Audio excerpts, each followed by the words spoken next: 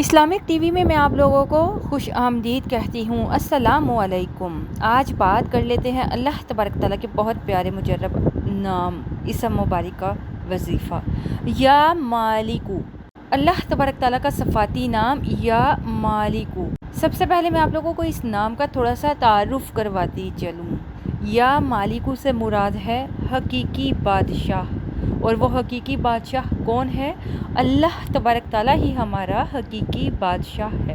قرآن مجید میں اللہ تبارک تعالیٰ نے سورہ مریم کی آیت نمبر 40 میں ارشاد فرمایا، زمین اور اس کے اوپر کے تمام مخلوق کے مالک ہم ہی ہیں اور ہماری ہی طرف سب کو لوٹ کر آنا ہے۔ اسی طرح سورہ غافر کی آیت نمبر 16 میں اللہ تبارک تعالیٰ کا ارشاد ہے، آج بادشاہت کس کی ہے؟ صرف اللہ واحد غلبہ والے کی۔ پھر سورہ انعام کی آیت نمبر 73 میں اللہ تبارک تعالیٰ ارشاد فرماتے ہیں، اسی مطلب کہ اللہ کا فرمان ہے اور اسی اللہ کی بادشاہت ہے۔ سورہ نبا کی آیت نمبر 38 میں اللہ تبارک تعالیٰ ارشاد فرماتے ہیں، جس دن روح القدس اور فرشتے صف بستہ کھڑے ہوں گے اور کوئی کلام نہ کر سکے گا یہاں تک کہ رحمان اسے اجازت نہ دے اور وہ ٹھیک بات کہے۔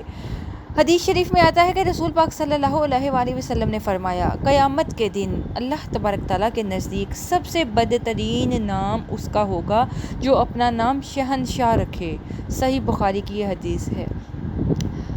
اب میں آپ لوگوں کو تھوڑا وظیفے کے متعلق بتاتی چلوں۔ یا مالکو کا وظیفہ سورہ العمران میں اللہ تبارک تعالیٰ کا ارشاد ہے، کہہ دے اے اللہ بادشاہی کے مالک، تو جسے چاہے بادشاہی دیتا ہے اور جس سے چاہے بادشاہی چھین لیتا ہے۔